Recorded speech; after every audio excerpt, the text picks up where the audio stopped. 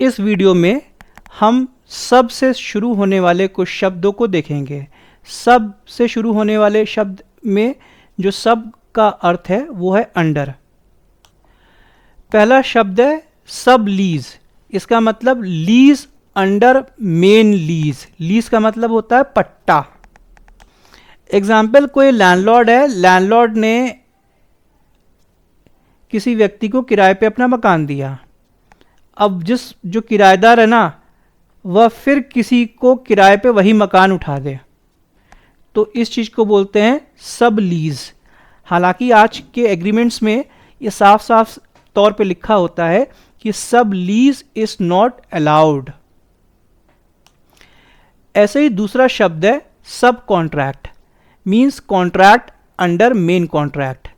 ए व्यक्ति ने बी को कॉन्ट्रैक्ट दिया मकान बनाने के लिए, बी ने फर्दर एक कॉन्ट्रैक्ट दे दिया सी को वही मकान बनाने के लिए।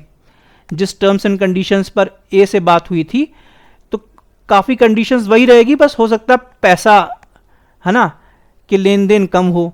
तो एक तरीके से जो ए है ना, जो बंदा बी बिचौलिया है ना, वो बिना काम धाम किए ठीक पैसे कमा लेगा। तीसरा शब्द है Sabina, order under authority. Sabina में क्या, बेसिकली कोर्ट कंपेल करता है किसी व्यक्ति को कि भाई आकर के गवाही दो या सबूत है ना, उसको कोर्ट के समक्ष प्रस्तुत करने होंगे। वो सबूत हो सकते हैं, कोई डॉक्यूमेंट्स हो सकते हैं, कोई रिकॉर्ड हो सकते हैं, कोई फिजिकल आइटम्स हो सकते हैं। और यदि वो व्यक्ति ऐसा नहीं करता है ना, तो उस पर कंटेम्प्ट ऑफ कोर्ट का चार्ज लग जाएगा। तो ये सबीना दो तरीके के हो सकते हैं। सबीना एड टेस्टिफिकेंडम, इसमें विटनेस के अपीयरेंस को कोर्ट कंपेल करता है। दूसरा है सबीना डूसेस टेकुम, इसमें कोर्ट कंपेल करता है कि एविडेंस प्रोड्यूस करो। चौथा शब्द है subrogation. Subrogation means substitution of one party. मान लो आपको कोई बंदा ठोक के चला जाता है और आप गाड़ी में बैठे हुए हैं, आपकी गाड़ी है इंश्योर्ड, तो आप किसके पास जाओगे?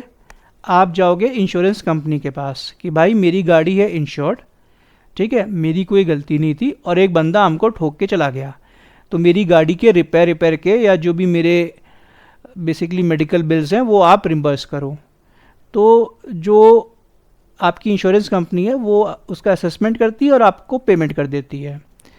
फिर उस इंश्योरेंस कंपनी को भाई पता लगता है कि ये जो आपको ठोका है जिस ड्राइवर ने, गलती तो उसकी है, गलत तरीके से चला रहा था, ठीक है। तो वो अब आपकी इंश्योरेंस कंपनी क्या करेगी? उस बंदे को कोर्ट में स्यू करेगी और जो भी पैसा उसने आपको दिया है ना, along with let it be some more, है ना, बाकी चार्जेस वार्जेस मिला करके उससे पैसा वसूलने की कोशिश करेगी। This is called subrogation.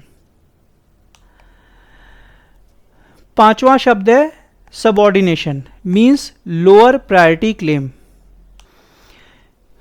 तो देखो भैया, सबऑर्डिनेशन में होता क्या है ना, ये बेसिकली जो कर्जा लोग लेते हैं या किसी का कोई क्लेम होता है ना, या लेन होती है, तो उसमें एक प्रायोरिटी सेट होती है, ठीक है।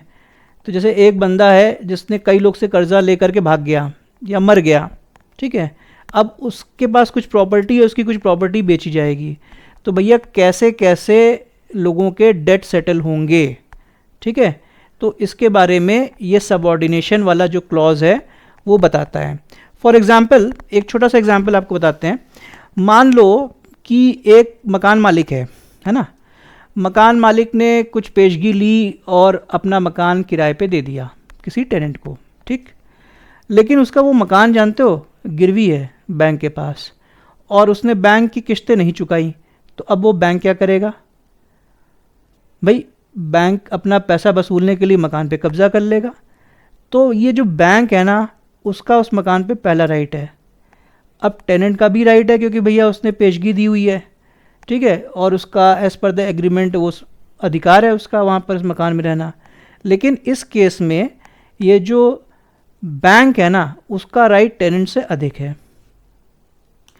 तो यदि बैंक मकान को अपने कब्जे में लेता है, दैट इज फोरक्लोज करता है, तो वो जो लीज है ना टेनेंट के साथ, उसको कैंसिल कर सकता है।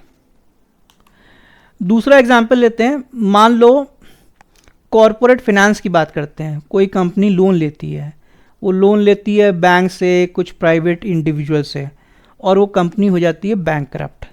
तो भैया पहले किसका पैसा जाएगा?